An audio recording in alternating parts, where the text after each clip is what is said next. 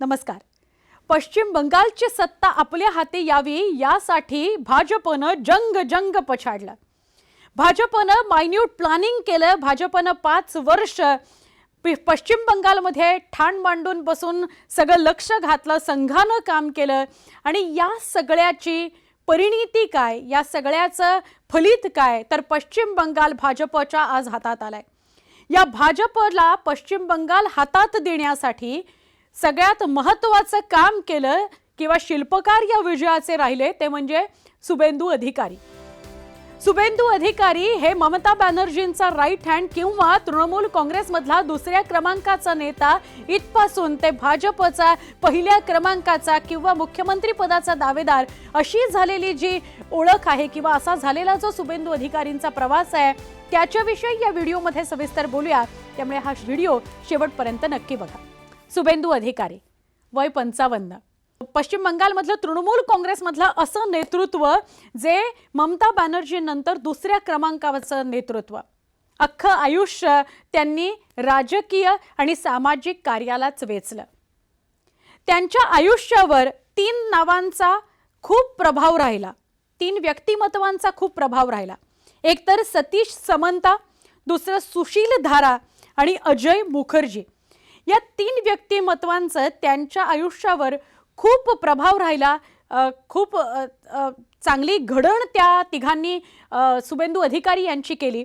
हे तिघेही अविवाहित होते आणि त्यांनी आपलं समाजकार्य राजकारण केलं आणि त्यामुळेच शुभेंदू अधिकारी यांनी असा निर्णय घेतला की आपण अविवाहित राहायचं आणि आपलं सगळं आयुष्य हे समाजाला, राजकीय जीवनाला झोकून द्यायचं. ममता बॅनर्जी आणि शुभेंदू अधिकारी यांच्यामध्ये हाच एकमेव समान धागा आहे किंवा 2 समान धागे आहेत आपण असं म्हणूया की एकतर ते दोघंही अविवाहित राहिले आणि दुसरं महत्त्वाचं म्हणजे ममता बॅनर्जींनी जसं सगळं आयुष्य सामाजिक आणि राजकीय जीवनाला वाहून टाकलं तसंच शुभेंदू अधिकारी यांनी सुद्धा त्यांचं जीवन सामाजिक आणि राजकीय कार्याला वाहून टाकलं. एक छोटीशी अजून त्यांच्या व्यक्तिमत्वातली समानता आपल्याला म्हणता येईल ती म्हणजे अत्यंत आक्रमक असं नेतृत्व ममता बॅनर्जी यांचं आणि शुभेंदू अधिकारी यांचं सुद्धा तितकंच आक्रमक असं नेतृत्व.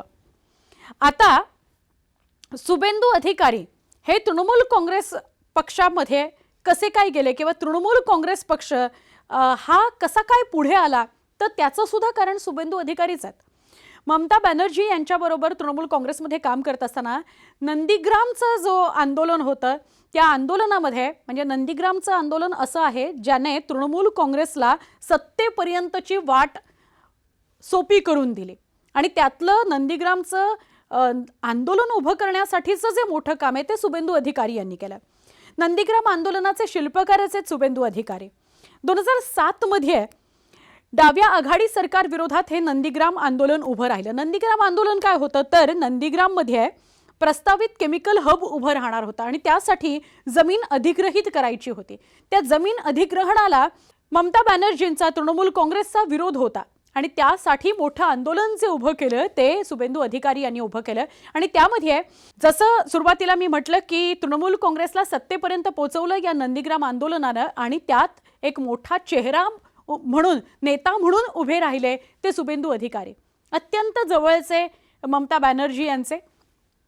पण 2021 मध्ये अभिषेक बॅनर्जी यांनी पक्षामध्ये सक्रिय राजकारणाला सुरुवात केली तृणमूल काँग्रेसमध्ये आणि त्यामुळे मग सरतेशेवटी हळूहळू 2021 पासून शुभेंदू अधिकारी मागे पडायला लागले आणि शुभेंदू अधिकारी हे 2021च्या निवडणुकांच्या आधी 4 महिन्याआधी भाजपमध्ये त्यांनी प्रवेश केला.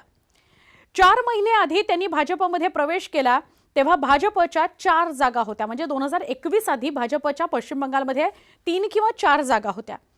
पण 2021च्या निवडणुकांमध्ये जेव्हा शुभेंदू अधिकारी हे भाजपमध्ये आले तेव्हा फक्त 4 महिन्यांमध्ये 3 ते 4 जागांहून 77चा पल्ला भाजपनं गाठला.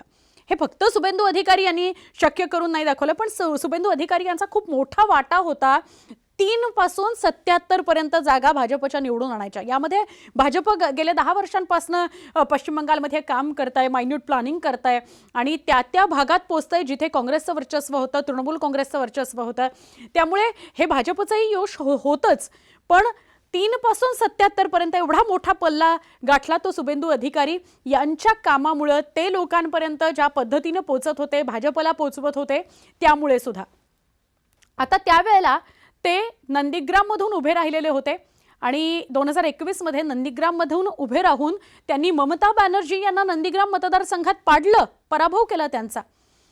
पण सत्ता अर्थात तृणमूल काँग्रेसची आली आणि तृणमूल काँग्रेसच्या भवानीपूरमधून निवडून आलेल्या ममता बॅनर्जी या मुख्यमंत्री झाल्या पुन्हा 21 पासून आता 25-26 पर्यंत. नंदीग्राममधून निवडून आलेले हे शुभेंदू अधिकारी भाजपमध्ये होते, त्यामुळे त्यांना विरोधी पक्ष नेता म्हणून केलं गेलं 2021 मध्ये. त्याच्या आधीचा जो त्यांचा काळ आहे, त्यांच्या राजकीय जीवनाचा काळ, सगळ्यात आधी 2006 मध्ये ते निवडणुकीला जेव्हा सामोरे गेले तेव्हा आमदार म्हणून ते निवडून आले. नंदीग्राम हाच त्यांचा मतदारसंघ, तिथून ते निवडून आले. त्याच्यानंतर 2 वेळा म्हणजे 2009 आणि 2014 मध्ये ते खासदार झाले. लोकसभेची निवडणूक त्यांनी लढवली, ते खासदार झाले. आणि 2021 मध्ये ते भाजपमध्ये आलेले होते. नंदीग्राम मधून ते निवडणुकीला सामोरे गेले. ममता बॅनर्जींचा त्यांनी पराभव केला, ते जिंकून आले. पण पश्चिम बंगालमध्ये भाजपची काही सत्ता नाही आली, कारण 77च जागा होत्या.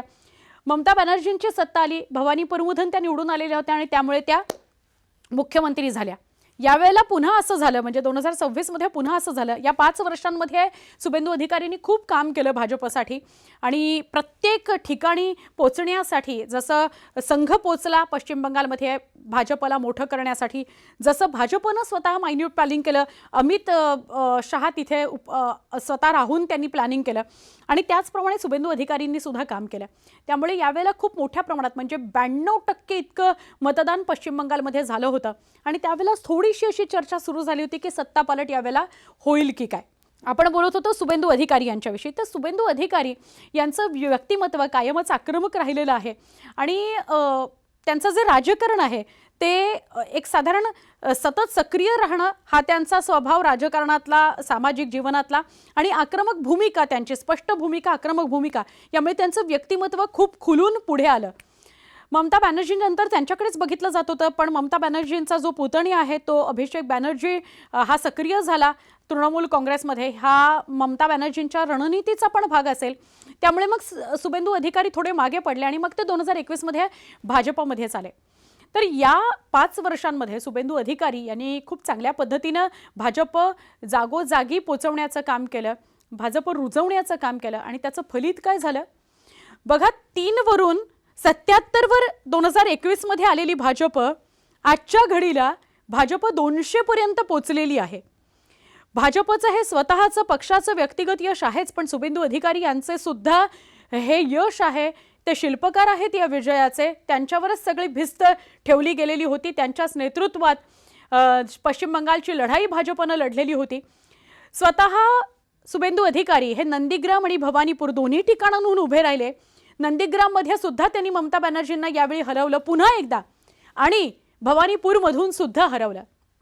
भवानीपूरमध्ये सुद्धा यावेळेला ममता बॅनर्जी यांना 58,000च्या आसपास मतं मिळालेली आहेत आणि त्याहून 15,000 जास्त मतं ही शुभेंदू अधिकारी यांना मिळाली आहेत.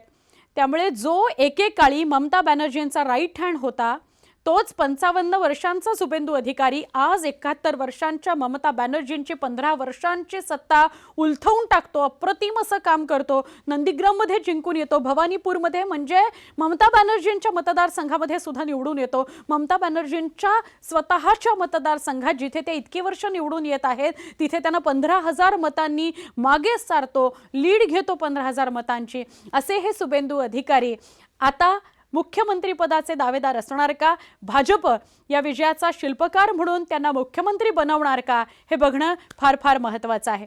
यांच्याविषयी कमेंट करून नक्की सांगा. तुम्हाला हा व्हिडिओ आवडला असेल, यातले जर काही बारकावे होते ते आवडले असतील, यातल्या काही विशेष गोष्टी शुभेंदू अधिकारी यांच्याविषयीच्या तुम्हाला माहिती नसतील पण लक्षात आल्या, तर हा व्हिडिओ नक्की लाईक करा, शेअर करा आणि कमेंटमध्ये सांगा की शुभेंदू अधिकारी हे मुख्यमंत्री पदाचे दावेदार असतील का, ते मुख्यमंत्री होतील का.